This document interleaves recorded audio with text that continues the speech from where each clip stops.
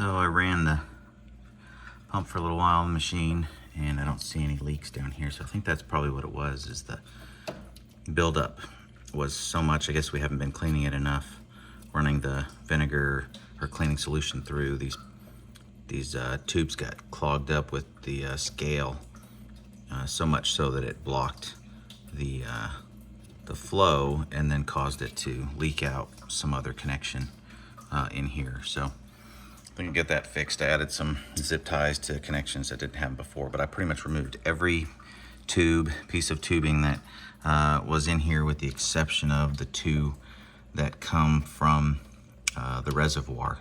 Those you could see pretty easily here, and they didn't have any buildup. And then once I had that, what I used was like a stainless steel straw cleaner and warm water to clean out the tubes, and that worked out very well. So a little something different problem maybe that some people haven't seen, but also removing this front part here that I haven't seen online either, which allowed me to remove the whole side of the stainless steel cover